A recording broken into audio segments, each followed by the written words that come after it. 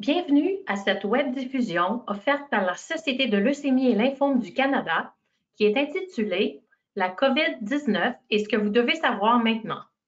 Notre conférencier, le Dr Donald Vin, fera un survol de la situation actuelle et parlera des facteurs de risque de la COVID-19 liés au cancer du sang. Il est maintenant temps de débuter la présentation. Je me présente, Nadine Prévost, directrice de l'engagement communautaire à la Société de leucémie et lymphome du Canada. Je serai la modératrice de cet événement en ligne. Veuillez noter que vous n'entendrez que ma voix et celle du conférencier. La présentation sera d'une durée de 30 minutes, suivie de réponses à vos questions soumises en ligne lors de votre inscription. La présentation est enregistrée. Il vous sera donc possible de la réécouter sur notre site Internet tout en visionnant la présentation. Nous vous enverrons un courriel lorsque le tout sera disponible. Avant de commencer, quelques informations sur la Société de leucémie et lymphome du Canada. Notre mission est de trouver un remède contre les cancers du sang et d'améliorer la qualité de vie des patients et de leurs familles. Nous offrons du soutien aux personnes touchées par un cancer du sang tout le long du parcours. N'hésitez pas à communiquer avec nous. Nous offrons une variété de services et de ressources éducatives pour aider les personnes touchées par un cancer du sang. J'aimerais mentionner le programme de soutien par les pairs. Ce programme consiste à jumeler une personne ayant un cancer du sang avec un bénévole formé ayant eu une expérience similaire. C'est un programme des plus utiles ces jours-ci pour contrer les effets de l'isolement. Nous savons que la situation actuelle représente de nombreux défis pour vous et pour votre famille. Notre équipe d'engagement communautaire peut vous aider. Ils sont là pour vous écouter et trouver les ressources dont vous avez besoin. N'hésitez pas à joindre Pascal Rousseau et Joliane Pelletier en composant le 1-833-222-4884. Vous n'êtes pas seul. Il est maintenant temps de souhaiter la bienvenue à notre conférencier invité, le Dr Donald Vin. Le Dr Vin est spécialiste des maladies infectieuses, microbiologiste médical et professeur associé au Centre universitaire de santé McGill, où il dirige le programme axé sur l'hôte immunodéficient. Il est également clinicien scientifique à l'Institut de recherche du Centre universitaire de santé McGill, où il est à la tête du programme sur la sensibilité aux maladies infectieuses, un programme de recherche translationnelle axé sur la susceptibilité génétique de l'humain aux maladies infectieuses. À vous, Dr. Vin. Bonjour tout le monde. J'aimerais premièrement vous remercier, la Société de leucémie et lymphome au Canada, pour m'avoir invité à participer dans cette série éducative. J'espère que on serait capable d'aborder tous les sujets importants par rapport au COVID, qui est clairement un sujet très important ce temps-ci. Le programme serait le suivant. Je vais vous présenter un aperçu du coronavirus actuel. Surtout, on va se concentrer sur les questions pertinentes qui vous concernent, c'est-à-dire qu'est-ce que ça cause en termes de maladies, en termes de symptômes, le coronavirus, et qui est à risque pour la maladie. Je vais vous présenter les recommandations de traitement actuelles en disant à ce moment, par contre, que les choses évoluent assez rapidement avec ce virus. Je peux vous dire que je reçois présentement dans les 2 dernières semaines, je recevais à peu près 60 courriels par demi-journée. Et il y avait 3 parties de ma demi-journée, donc matin, soir et après-soir. Donc, on recevait beaucoup de courriels, les choses changeaient assez vite, et même jour à jour, même des fois l'heure à l'heure. Alors, il faut comprendre que je vais vous présenter qu'est-ce qui est actuel, mais ça risque de changer cet après-midi ou même la semaine prochaine. Et bien sûr, on va adresser vos questions. Je vais essayer de répondre à vos questions le mieux que possible. Donc, pour commencer, pourquoi est-ce qu'on trouvait important de vous présenter sur le coronavirus, le COVID? C'est parce que beaucoup de gens ont peur.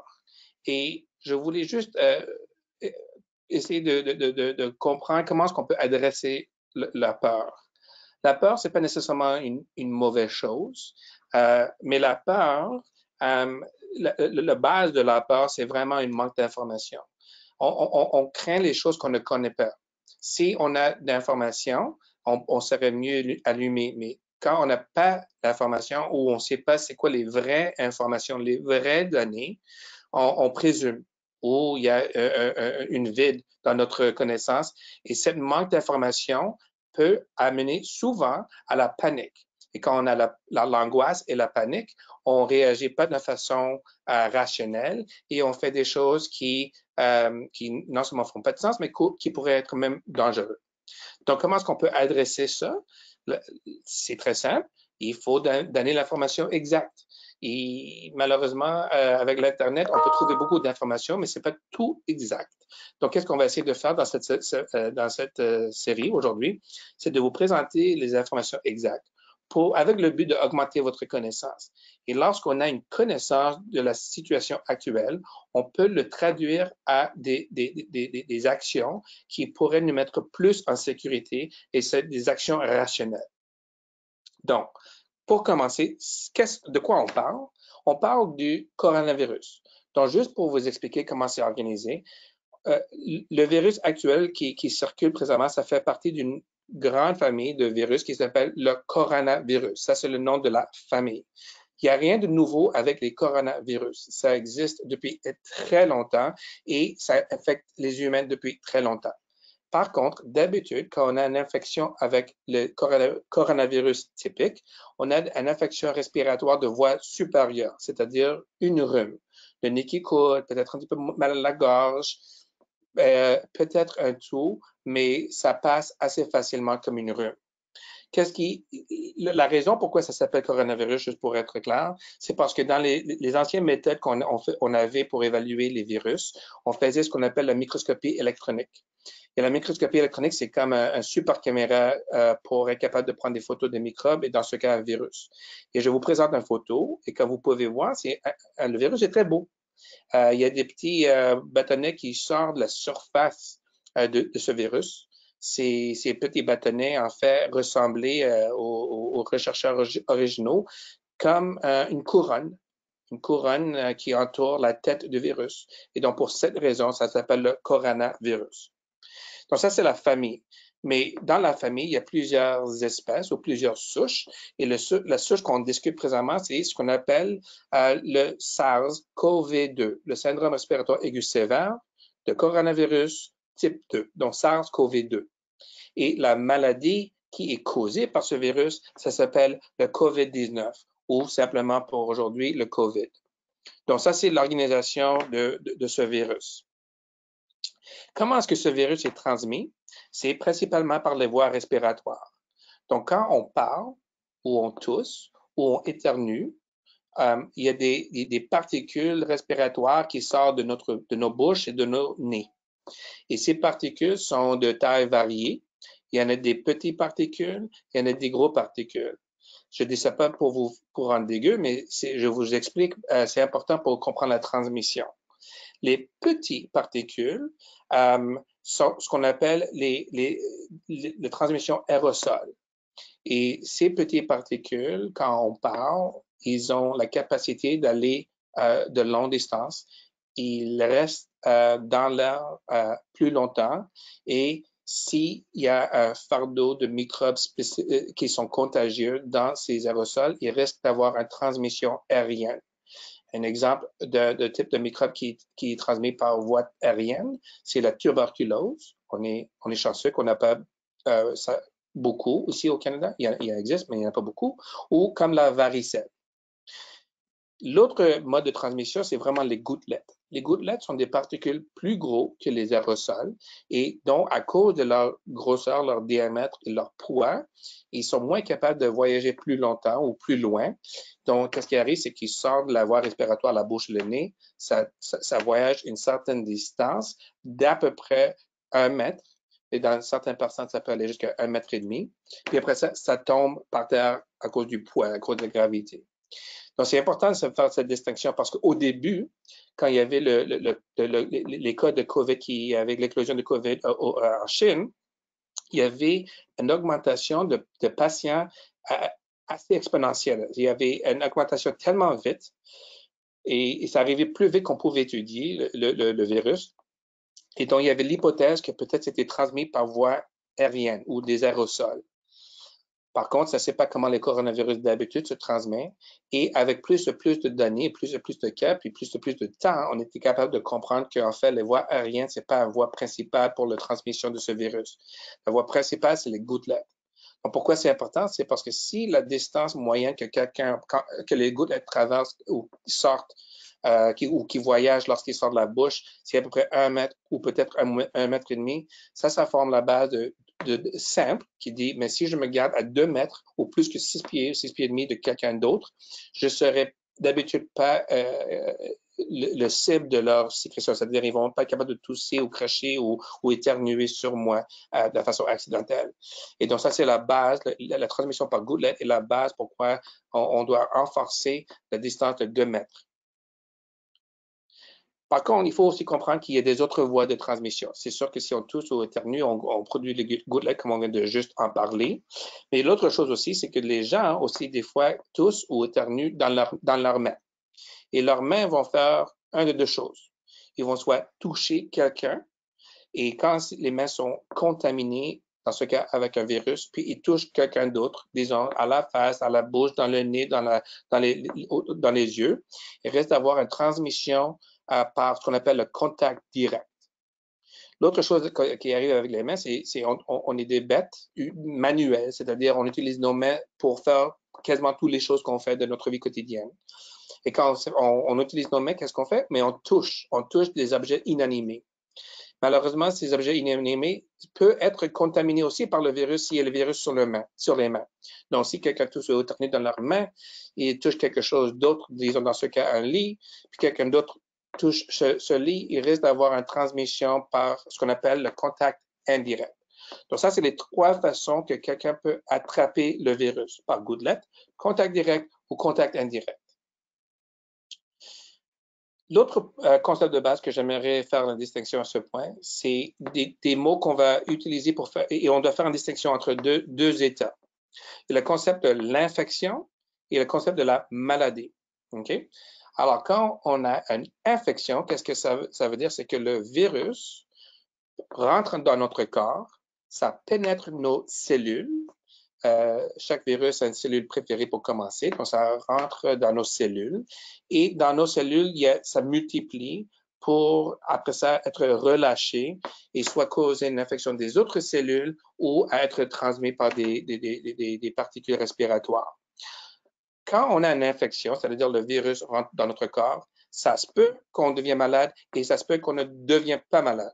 C'est quoi la distinction? C'est si on développe des signes et des symptômes d'avoir une infection, ça veut dire qu'on est malade. On a développé des signes et symptômes de l'infection dont on est malade. Bien sûr, on peut être infecté et développer aucun signe ou symptôme d'infection et ça, c'est quelqu'un qui n'est pas malade.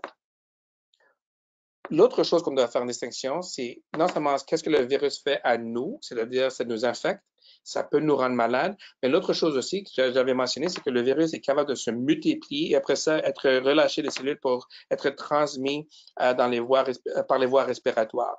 Donc, ça s'amène à l'autre concept de transmission.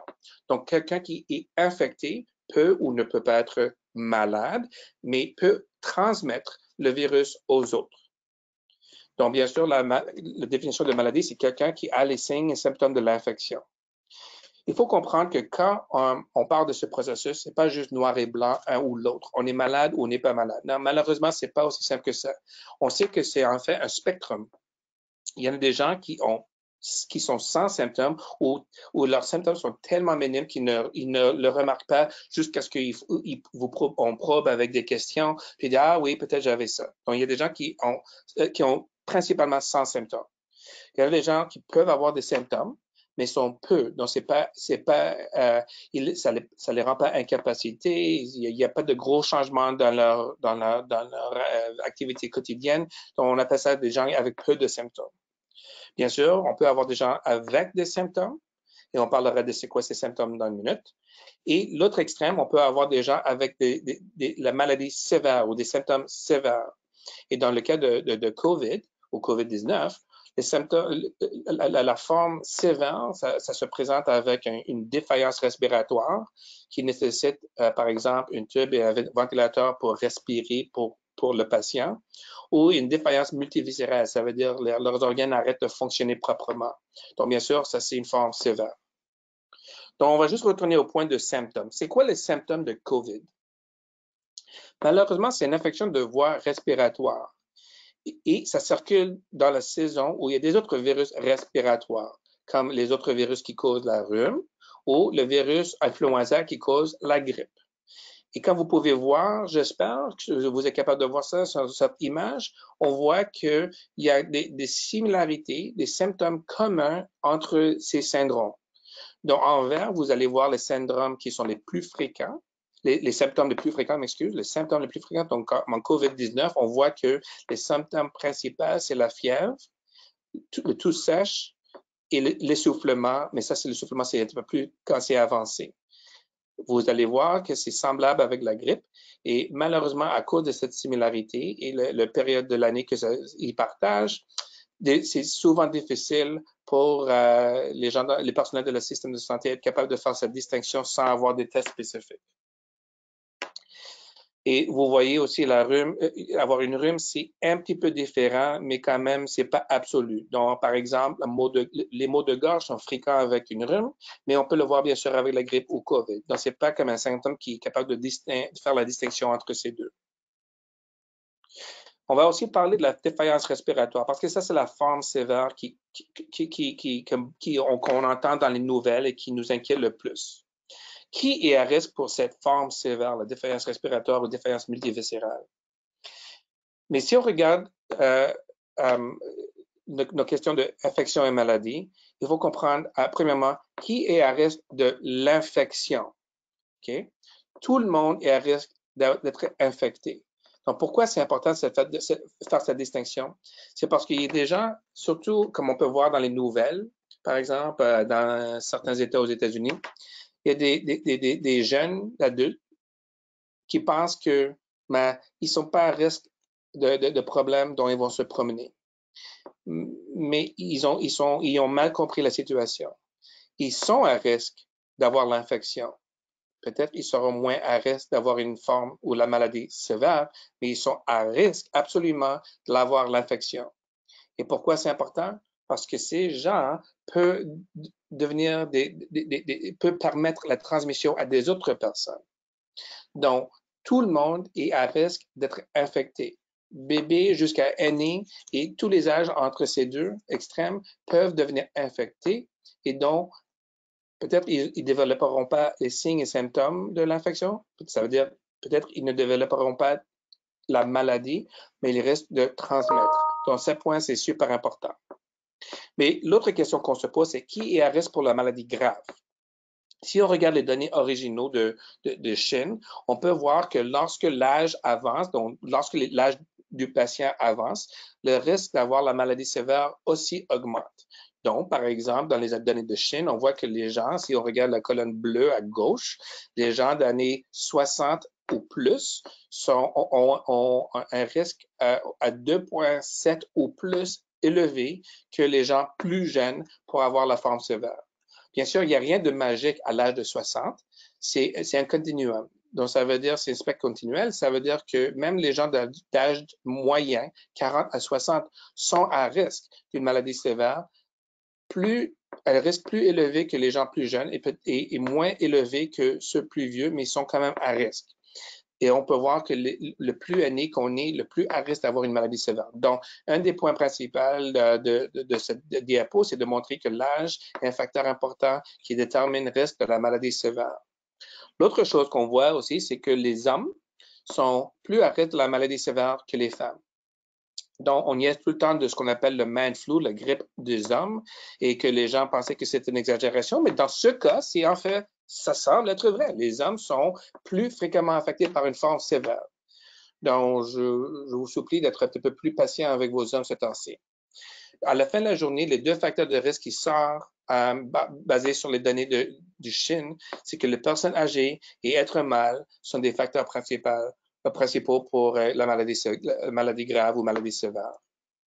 Les autres facteurs de risque qui ont été identifiés depuis ce temps-ci incluent le fait qu'il y a des gens qui ont des problèmes cardiaques, La cardiaque inclut l'insuffisance cardiaque, la maladie artérienne ou avoir eu une crise cardiaque. Ça inclut aussi le pontage. Mais aussi la pression artérielle élevée, c'est considéré comme un risque. L'insuffisance pulmonaire chronique, dont les gens avec ce qu'on appelle le MPOC, la maladie pulmonaire obstructive chronique ou l'asthme modéré ou sévère, sont à risque d'avoir des formes sévères de COVID. Les gens avec l'insuffisance rénale chronique, c'est-à-dire ceux qui sont sur la dialyse, par exemple, ou même s'ils sont pré-dialyse, peuvent avoir des formes sévères. Et les gens avec le diabète semble être aussi un risque important pour la forme sévère. Mais aujourd'hui, on veut savoir non seulement ces facteurs de risque, on veut savoir est-ce que les gens avec les maladies sanguines sont à risque? Et si oui, lesquels? Malheureusement, on n'a pas des données concrètes, malgré la pandémie depuis 2 mois et demi maintenant. On n'a pas des données concrètes pour être capable de répondre à ces questions de façon précise. C'est-à-dire, on ne sait pas si les personnes avec les maladies sanguines sont à haut risque d'avoir l'infection. Est-ce qu'ils sont à haut risque d'avoir la maladie? Est-ce qu'ils sont à haut risque d'avoir la maladie sévère? Ça, c'est les 3 questions qui nous brûlent et on n'est malheureusement pas capable de répondre de façon intelligente parce qu'on n'a pas les données pour adresser cette question. Même chose avec les gens qui reçoivent la chimiothérapie. Est-ce qu'il y a des régimes de chimiothérapie qui rendent les gens plus à risque? Est-ce que les greffes disons, moelle osseuse ou cellules souches sont plus à risque? Malheureusement, on n'a pas ces données à ce moment. Je veux aussi juste parler un petit peu de traitement, okay? Parce qu'on peut entendre souvent des nouvelles, il y a des traitements pour COVID. Je veux juste être clair de quelque chose. Il n'y en a aucun traitement thérapeutique antiviral établi pour la COVID. C'est-à-dire, il n'y a pas de médicament qui est prouvé d'être efficace à ce moment, aujourd'hui, contre le COVID. Juste pour souligner, il n'y a aucun, OK? On entend dans les nouvelles ou dans les réseaux médias que les gens essaient de toutes sortes de choses. Ils essaient de boire quelque chose de leur aquarium, ils essaient de manger des taux élevés de l'ail, ils ont consommé de l'alcool super concentré pour essayer de stériliser leur voie respiratoire. Et tout ça, ça amène à des complications et ça amène rien contre le virus. OK? Donc, si vous avez lu que quelqu'un vend un traitement pour le COVID, ce n'est pas vrai. Juste pour clarifier, par contre, il y a des traitements pour des autres virus. Donc, pour la grippe, par exemple, qui est causée par l'influenza, un autre virus, il y a des traitements établis, prouvés d'être efficaces, mais ça, c'est pas la situation encore pour le COVID. Par contre, je ne veux pas donner l'impression d'être pessimiste. Il y a des agents prometteurs qui sont en essai clinique que les gens comme moi et des collègues évaluent pour voir leur efficacité contre le COVID. Malheureusement, ces études sont en progrès et encore, c'est trop tôt pour savoir s'ils seront efficaces ou non, s'ils seront sécuritaires ou non. On n'est pas là encore. L'autre chose à parler, c'est le vaccin. Et pourquoi il n'y a pas de vaccin? Est-ce qu'il y a un vaccin? J'ai entendu qu'il y a un vaccin. Alors, juste pour clarifier qu'à ce moment, il n'y a aucun vaccin qui est disponible contre le COVID. Il y en a des préparations qui semblent être promettantes, qui pourraient être éventuellement des vaccins, mais ils sont présentement en essai clinique. Donc, pour l'instant, il n'y a aucun vaccin prouvé contre le COVID. Donc, qu'est-ce qu'on peut faire s'il n'y a pas de traitement et pas de prévention? Ça semble un petit peu pessimiste. C'est pas vraiment encourageant, ça. Mais je vais vous dire, il y a des mesures qu'on peut prendre qui sont extrêmement efficaces. Il faut penser comme à construire une forte autour de vous. OK? Si on regarde les modes de transmission, on avait dit avant qu'il y avait 3 voies principaux. Les gouttelettes, le contact direct et le contact indirect. Donc, bien sûr, les gouttelettes viennent de la voie respiratoire, donc il faut fortement encourager les gens autour de chacun de nous, de quand ils toussent ou quand ils éternuent, ils doivent le faire dans le pli de leur bras. Okay? Si vous toussez ou éternuez, vous faites dans le pli de votre bras. Si les gens autour de vous, même si vous ne les connaissez pas, s'ils toussent ou éternuent, vous leur demandez de le faire dans le pli de leur bras. Ça serait extrêmement efficace pour arrêter la source, mais c'est pas toujours, des fois, ça arrive que les gens tous éternuent par accident, puis ils sont pas capables de le faire proprement dans le pli de leur bras. Dans ce cas, il faut aussi renforcer le point vous devrez rester au moins 2 mètres des autres personnes.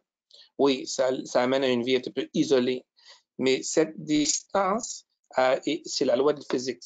Et si vous gardez au moins 2 mètres de quelqu'un d'autre, même s'ils ne sont pas capables de couvrir leur toux ou quand ils éternuent, la distance physique, la distance, ce qu'on appelle la distance sociale, mais c'est plus la distance physique, va vous protéger. Bien sûr, les autres voies principaux, c'est le contact, soit direct ou indirect. Et ça, c'est pourquoi c'est super important d'encourager le lavage des mains fréquemment, savon avec l'eau pour 20 secondes ou avec un type de préparation liquide, formulation pour les mains et à utiliser des désinfections des surfaces, surtout des surfaces que vous touchez souvent avec les mains ou que les autres personnes touchent souvent avec leurs mains.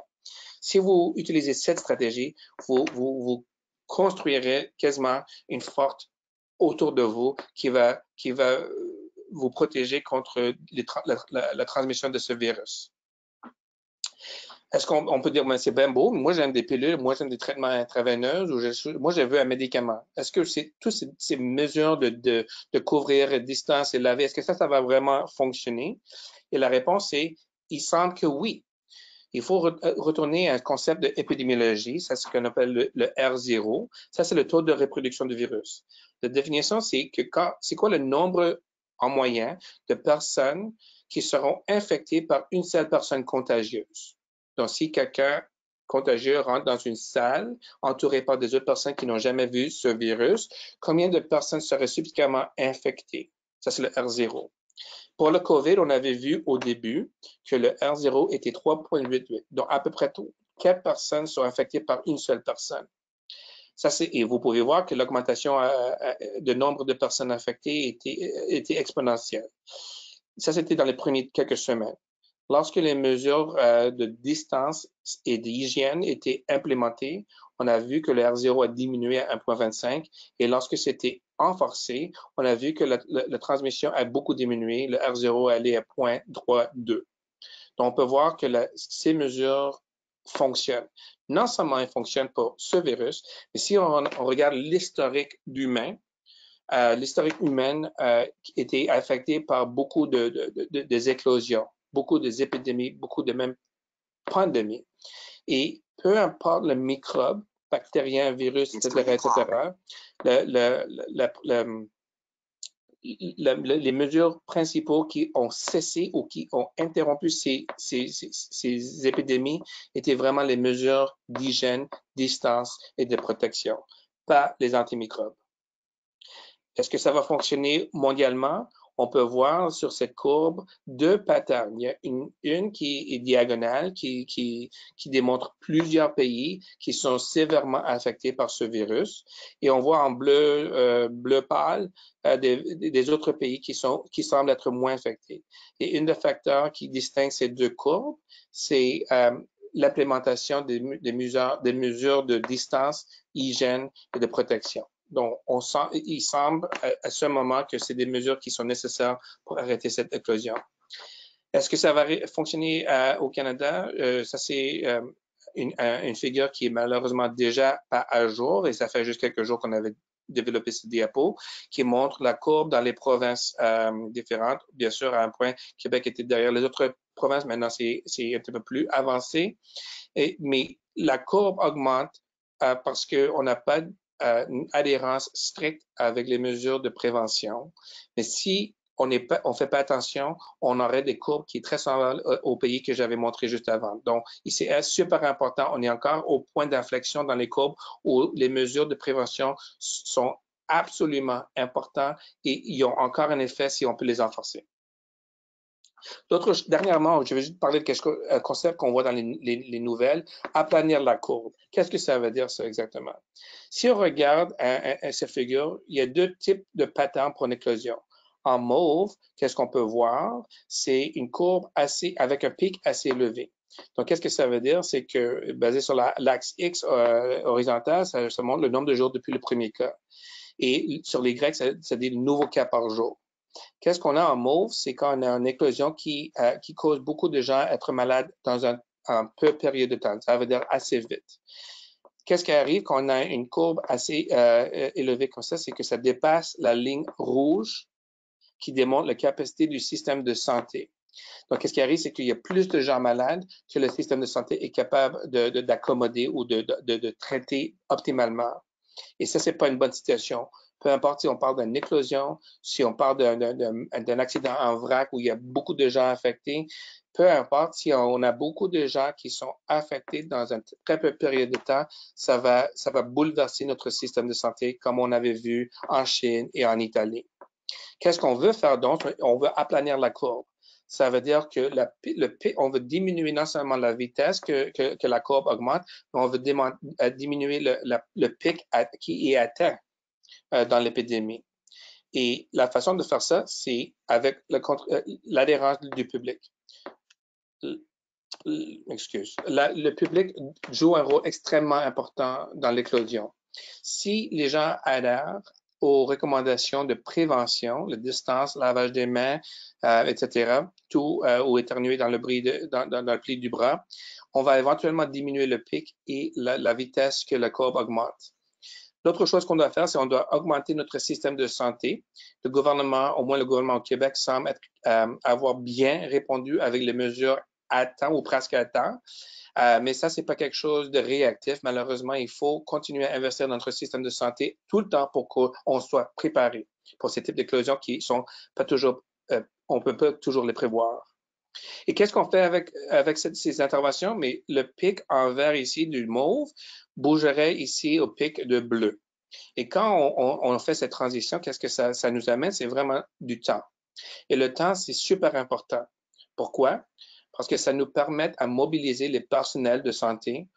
On peut réacclimater des gens d'une tâche à une autre. On peut former des personnes à faire des tâches nécessaires pour s'en occuper de l'augmentation des personnes qui sont atteintes de cette maladie.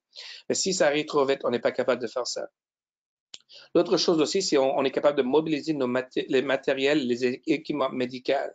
Comme vous savez, ou peut-être vous ne savez pas, on est vraiment à une pénurie avec beaucoup de notre équipement protectif. Parce qu'il y a une compétition avec les autres pays du monde qui aussi subissent cette éclosion, dont on manque d'équipements et de matériel. La communauté médicale, pas nous physiquement au QSE, mais la communauté médicale manque des matériaux nécessaires pour se protéger, pour prendre soin des personnes. On a vu ça en Chine, on a vu ça, malheureusement, on voit ça présentement en Italie et on voit ça aussi aux États-Unis.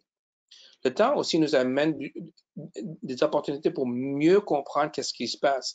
Au lieu de voir des choses et puis essayer de réagir, on est capable de voir des choses, analyser qu'est-ce qui se passe et être capable de répondre de façon intelligente. Le temps aussi nous permet de développer des nouvelles thérapies et possiblement des nouveaux vaccins capables d'utiliser pour l'éclosion. Si tout arrive tout soudainement, tout vite, vous pouvez imaginer qu'on a peu de temps pour ces options thérapeutiques ou préventives.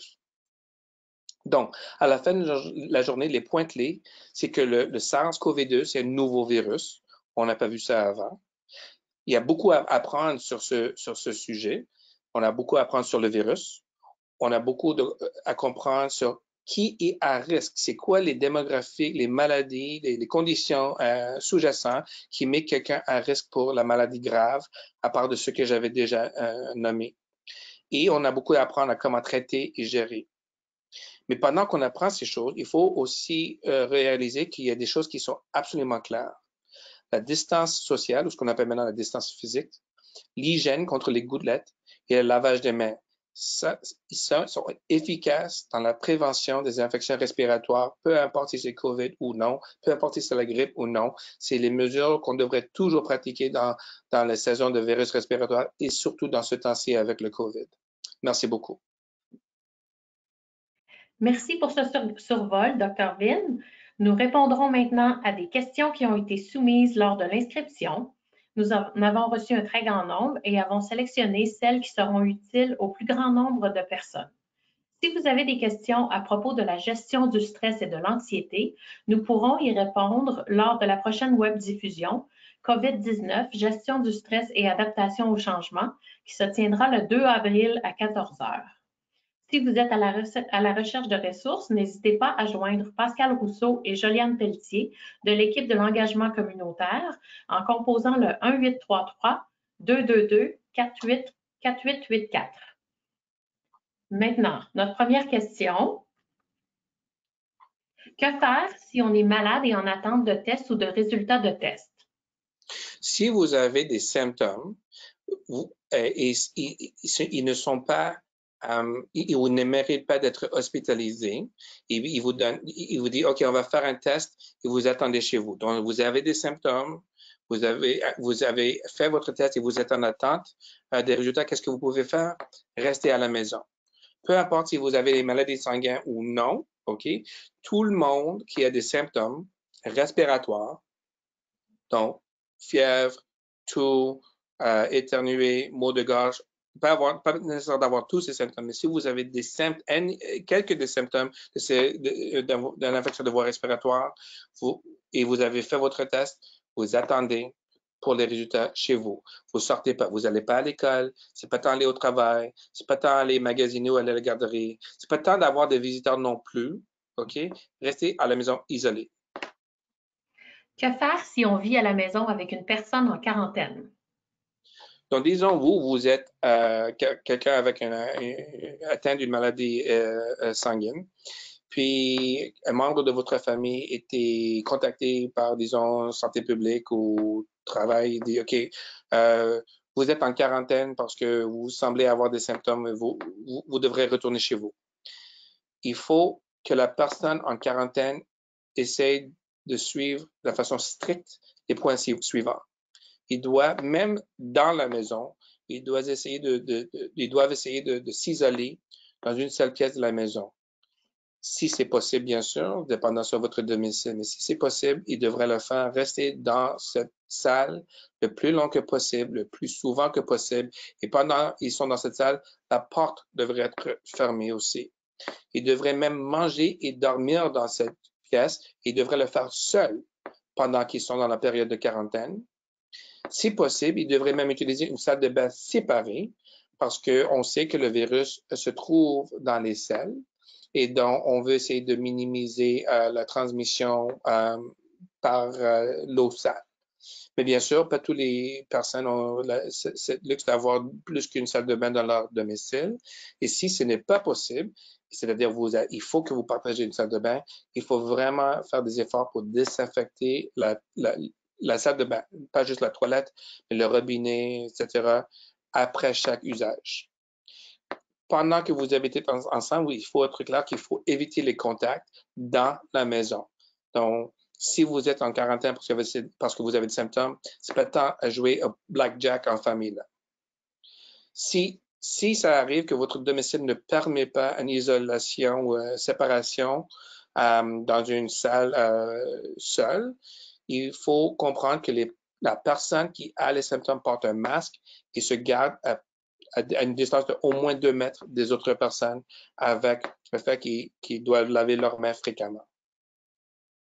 L'autre question, c'est est-ce que les gens peuvent ouvrir la fenêtre pour respirer? Oui, absolument. Il n'y a pas de risque vraiment de transmettre ce virus ou de le respirer par l'air frais qui rentre par la fenêtre. Prochaine question. Quel est le risque de contracter le COVID-19 pour les personnes qui ont eu un cancer du sang? Quel est le risque de développer des complications?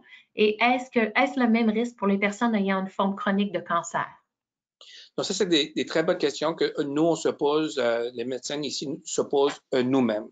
Alors, comme on avait expliqué, il y a 3 concepts. Hein? Il y a le risque d'infection, le risque de maladie et le risque de maladie sévère. Et on ne sait pas la réponse pour ces 3 catégories pour les personnes atteintes d'un cancer du sang ou les maladies sanguines. On ne sait pas si ces gens sont à haut risque, égal risque ou risque diminué pour l'infection, pour la maladie ou la maladie sévère. Malheureusement, on n'a pas de données sur ça. On présume Peut-être naïvement, mais on présume que les gens qui ont un cancer du sang ou qui reçoivent la chimiothérapie sont au plus haut risque de l'infection, plus haut risque d'une maladie et peut-être plus haut risque d'avoir la maladie sévère. Mais ça, c'est une présomption qui est sécuritaire, mais pas nécessairement basée sur des données, donc c'est pas nécessairement précis. Mais c'est mieux des fois d'être trop vigilant que moins vigilant. Est-ce que le même risque pour les personnes une forme chronique de cancer comme les leucémies lymphocytiques chroniques ou les autres types de leucémie chronique? Encore une fois, on n'a pas de données. On aimerait bien savoir quelles maladies sanguines sont à risque. Est-ce qu'il y a même des maladies, il y a même des maladies sanguines qui sont appelées, en guillemets, bénins, comme, disons, l'anémie falciforme ou des hémophiliacs, quelque chose comme ça. Est-ce que ces gens sont à risque? On ne sait pas. Est-ce que les différentes formes de leucémie sont à risque? Est-ce que les différentes formes de lymphome sont à risque? Ça, on ne sait pas encore, malheureusement. Dans quel état de fonctionnement se trouve le système immunitaire d'une personne pendant et après la chimiothérapie? Suite au traitement contre un cancer, après combien de temps le système immunitaire est-il pleinement fonctionnel? Et une question un peu plus personnelle, j'ai une LMC, leucémie myéloïde chronique, contrôlée par la médication. Depuis 1 an, les gens me demandent si je suis immunosupprimée. Ça, c'est 3 questions liées et extrêmement intelligentes. Et malheureusement, je suis très déçu à dire que je ne peux pas les répondre. Pourquoi? Parce que c'est pas très simple. La première, en fait, les 2 premières questions sont liées, en fait, en posant la question, est-ce que mon système immunitaire est affecté par la chimiothérapie? Ça dépend, parce qu'il y a différentes formes de chimiothérapie. Il y a des chimiothérapies pour des leucémies aiguës, les leucémies chroniques, même les différentes formes de leucémie aiguë et chronique. Il y a de toutes sortes de chimiothérapies. En général, le principe est que si vous recevez la chimiothérapie, ce n'est pas possible que votre système immunitaire soit plus fort que quelqu'un qui ne le reçoit pas. Ça semble apparent. Et donc, un concept général, c'est que si vous recevez la chimiothérapie, votre système immunitaire est affaibli. Je ne peux pas vous dire de façon plus précise parce que ça dépend sur la chimiothérapie. L'autre raison, ça devient un petit peu difficile à répondre, c'est parce qu'il n'y a pas vraiment de mesures spécifiques pour évaluer le fonction de notre système immunitaire. Je vais vous donner un exemple. Pour mesurer, si vous avez, disons, une leucémie aiguë, en fait, il y a des prises de sang très facilement disponibles pour faire des mesures pour voir s'il y a une récidive ou non de la leucémie. Donc, il y a des prises de sang disponibles facilement. Par contre, il n'y en a pas l'équivalent pour le système immunitaire. On n'a pas vraiment des très bons tests, malgré mes efforts de développer des panels sanguins pour évaluer le système immunitaire. On n'est pas vraiment capable de le faire de façon précise et surtout pas de façon facilement disponible. Donc, sûrement, on pense qu'il y a peut-être des défauts subtils qui sont résiduels après un traitement de chimiothérapie. Des fois, c'est flagrant. On peut voir que certaines chimiothérapies ont diminué les globules blancs, qui sont les soldats de notre système immunitaire qui combattent des infections. Et quand on voit que ces soldats sont diminués, on présume naturellement que le système immunitaire est affaibli.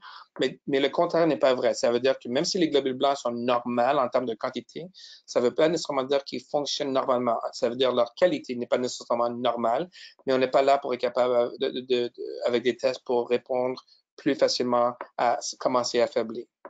Donc, pour le troisième point, c'est est-ce que si je reçois ce médicament, est-ce que je suis immunosupprimé? Ça revient au point principal que j'avais mentionné au début. Si vous recevez une chimiothérapie, on peut présumer que votre système immunitaire est affaibli.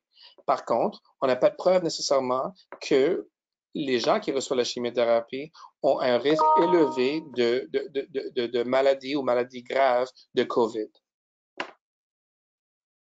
Est-ce que je peux prendre quelque chose pour renforcer mon système immunitaire? Bonne question. Et en général, la réponse, c'est non.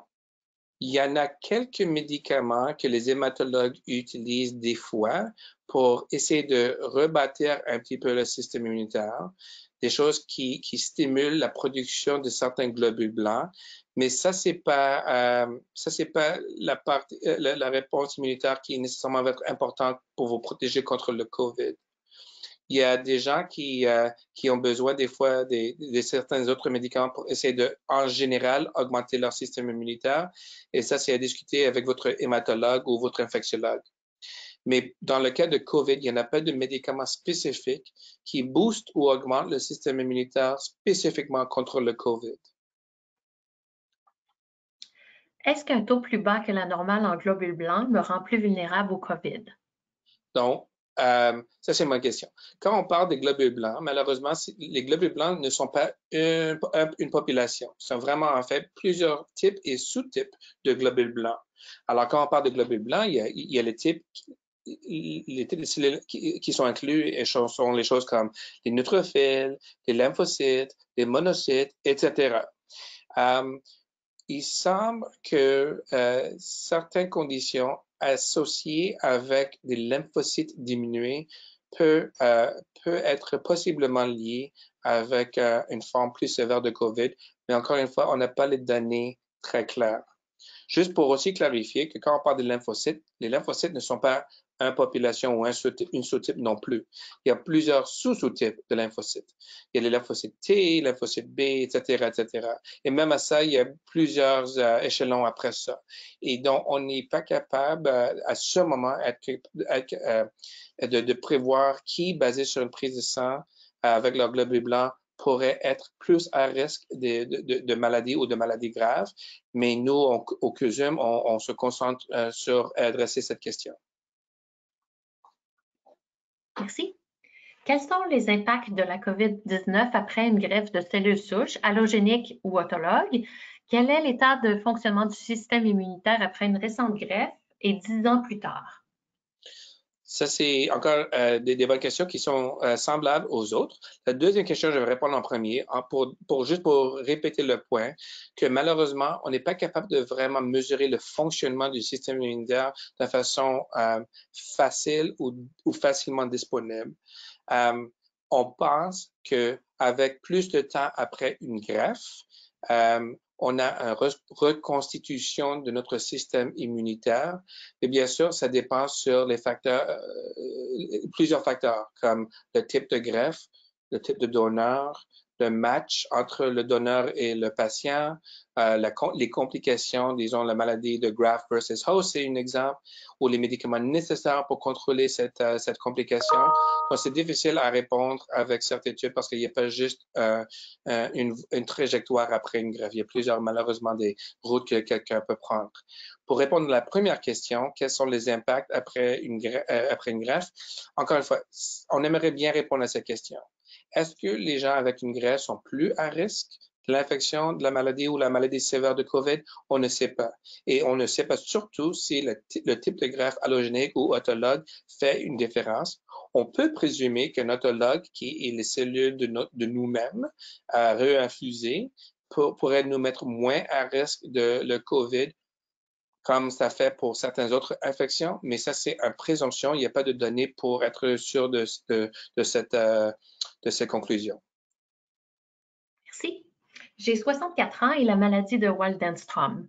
J'ai terminé ma chimio le 15 février. Je suis en isolement volontaire. Ai-je raison? Alors, premièrement, ça dépend quelle sorte de chimiothérapie vous prenez exactement pour le Waldenstrom. Si vous êtes en isolement volontaire, ça veut dire que vous restez chez vous par exprès parce que vous voulez pas être autour des autres personnes. Ça, c'est une bonne chose. Les gens doivent comprendre que pendant cette crise, il faut rester chez vous le plus que possible. Ça ne veut pas dire que vous ne pouvez pas sortir. Ça ne veut pas dire que vous ne devrez pas sortir. Vous devrez sortir parce que sinon vous allez vous rendre fou. On sait que les hivers au Québec sont longs et difficiles et on sait que le printemps arrive comme le beau soleil d'aujourd'hui. Il n'y a rien qui vous interdit d'aller prendre un coup de soleil, prendre une petite marche. Premièrement, vous devrez être capable de le faire physiquement, mais si vous êtes capable de le faire, il n'y a rien qui vous interdit d'aller le faire. Mais si vous sortez, évitez des gros nombres de personnes. Essayez de rester au moins 2 mètres des autres personnes. Évitez les gens qui toussent ou éternuent. Et si vous allez tousser et éternuer, vous le faites dans le pli de votre bras. Essayez de laver vos mains fréquemment. et essayez d'encourager les personnes autour de vous ou que vous allez fréquenter de laver leurs mains aussi. On n'a pas besoin d'être des ermites où on ne parle à personne pour les prochaines quelques semaines à mois. On est des bêtes sociales, il faut avoir cette interaction, mais il faut le faire de façon prudente en suivant les mesures qu'on a mentionnées avant de prévention. Je prends de l'apo-imatinib et ma formule sanguine est OK. Est-ce que je suis considérée comme une immunosupprimée quand même? Donc, ça, c'est une bonne question. On sait que, comme j'avais mentionné avant, on n'a pas des bons tests pour mesurer la fonction du système immunitaire. Mais imatinib, c'est un petit peu intéressant parce qu'il y a des données qui démontrent que non seulement est-ce que l'imatinib est efficace pour la maladie sous-jacente hématologique, mais dans le traitement de cette condition, on commence à avoir des données qui suggèrent qu'il y a même une reconstitution du système immunitaire normal. Mais à ce point, c'est encore trop précoce pour dire que le système immunitaire est, en guillemets, normal pendant ou après l'imatinib. Et c'est absolument trop prématuré pour dire que ça, pour le traduire de comment ça va protéger ou non protéger contre le COVID. Donc, pour prendre des mesures de peut-être un petit peu trop vigilant, mais c'est mieux d'être trop que moins. Il faut pour l'instant présumer que si vous êtes sur la chimiothérapie, votre système immunitaire est affaibli. Vous possiblement serez à plus haut risque de l'infection ou de la maladie grave. Et donc, vous devrez vraiment renforcer la forte qu'on avait discuté avant des mesures de prévention. Dans une pandémie, pourquoi parle-t-on toujours de 2 vagues de propagation du virus? Donc, pas toutes les pandémies ont nécessairement 2 vagues. Mais quand on parle de vagues, c'est exactement ça. C'est-à-dire que la première vague, c'est les cas au début qui augmentent avec une croissance assez vite, qui amène à l'épidémie ou la pandémie, dépendant si c'est local ou global. Qu'est-ce qui arrive dans ce cas d'habitude, c'est qu'on essaie de maîtriser l'éclosion. Et si on est capable de le maîtriser complètement, il n'y aurait même pas une deuxième vague. Par contre, si on prévoit, basé sur les données qui nous apparaissent, qu'on a la difficulté à le maîtriser, mais on risque de, premièrement, ne pas contrôler la première vague, ou on risque de le contrôler un petit peu, c'est-à-dire les risques ou les cas diminuent, mais ils ne retournent pas à zéro. Donc, ça veut dire qu'il continue à avoir des gens qui non seulement sont infectés, mais qui continuent à transmettre à des personnes susceptibles. Donc, ça permet ce cycle à continuer à une fréquence quand même diminuée, mais pas zéro.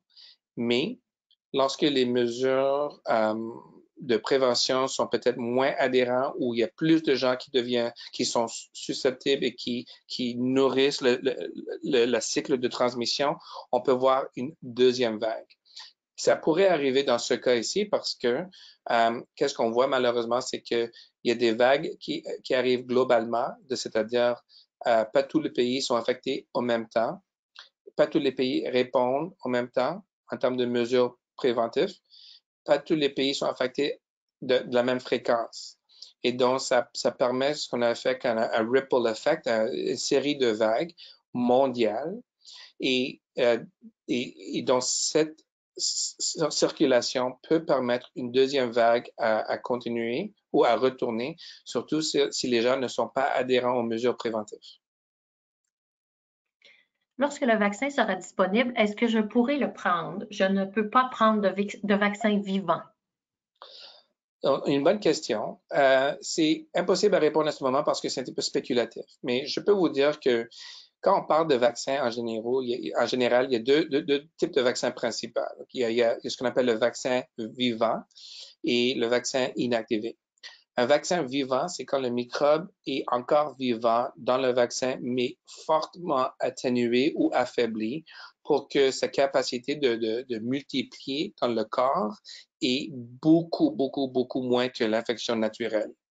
On peut voir ça, par exemple, avec un des vaccins pour la varicelle, un des vaccins pour le zona, ancien vaccin qui était supposé de combattre la tuberculose. Donc, il y en a des vaccins qui sont vivants et atténués ou affaiblis.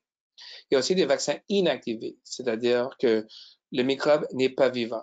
Soit dans ces formulations, le microbe est là en entier, mais inactivé, par exemple aux chaleurs, ou que le microbe n'est même pas là en entier, mais des sous-unités ou des morceaux de microbes sont isolés, puis ils forment le vaccin. Et ça, c'est comme beaucoup de nos vaccins aujourd'hui, comme le tétanus, par exemple, ou le vaccin pour le pneumocoque.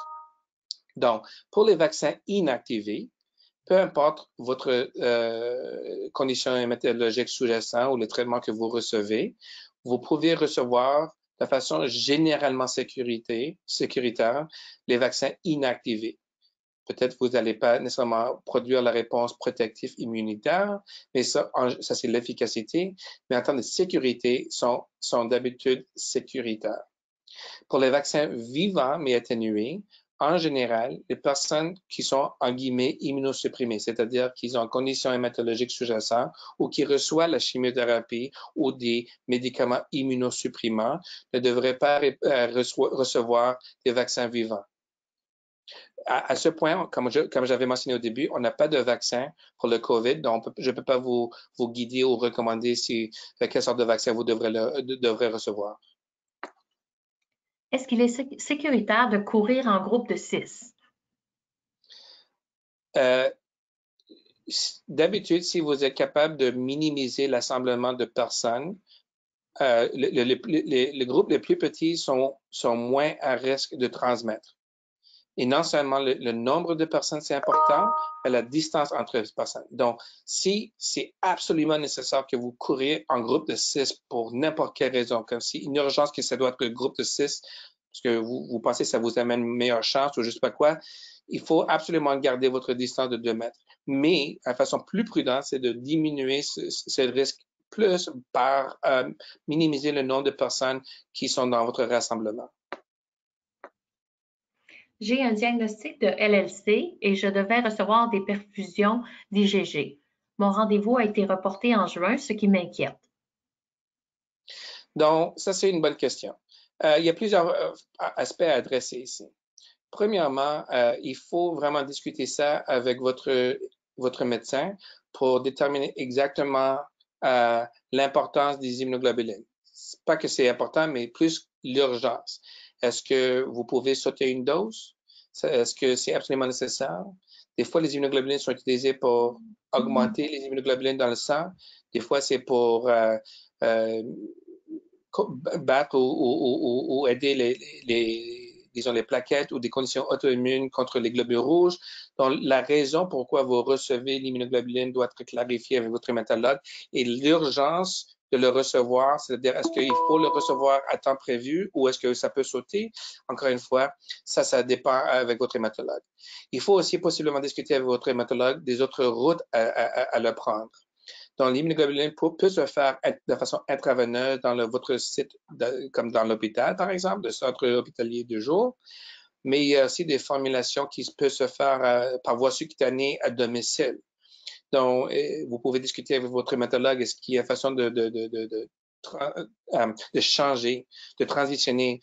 Si vous êtes en forme intraveineuse, IgIV, est-il la façon de le faire subcutané à la maison?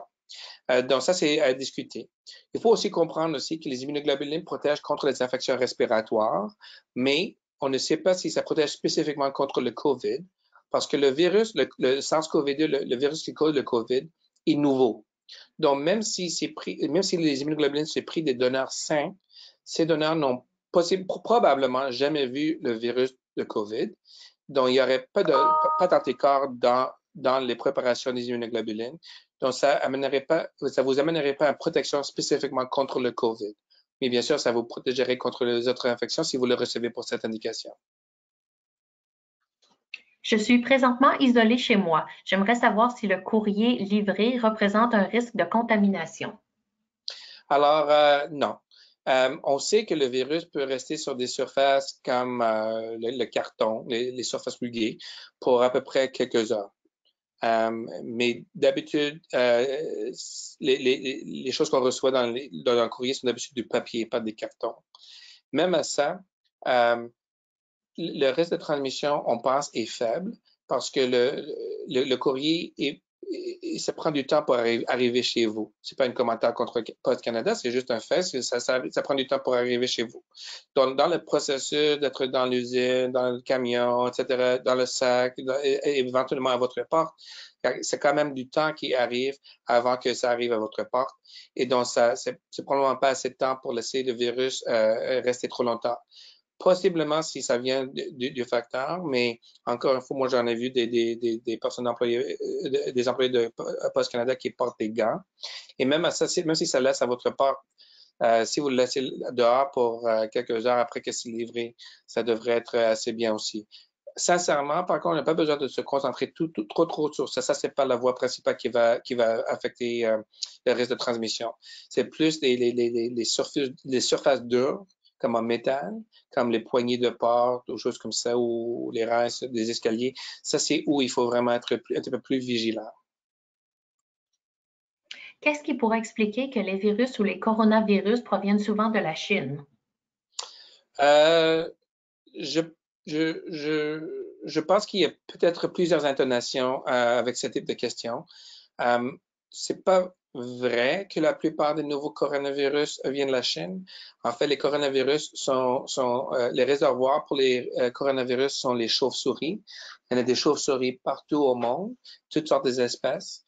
Les chauves-souris sont capables d'être des réservoirs pour les coronavirus et pas juste une souche, mais plusieurs souches.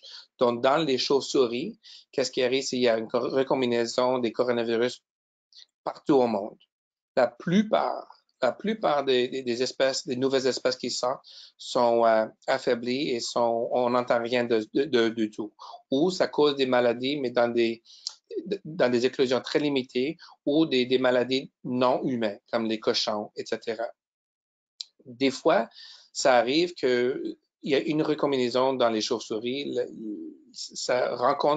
les virus sortent par les selles, ça rencontre par chance, une autre espèce, un autre animal, comme le pangolin, par exemple, dans ce cas-ci de COVID, le virus de COVID, et ça permet un changement dans le virus qui peut éventuellement être transmis à l'humain. C'est pas spécifique à la Chine, mais c'est sûr que les deux des derniers grands éclosions de coronavirus ont sorti de la Chine.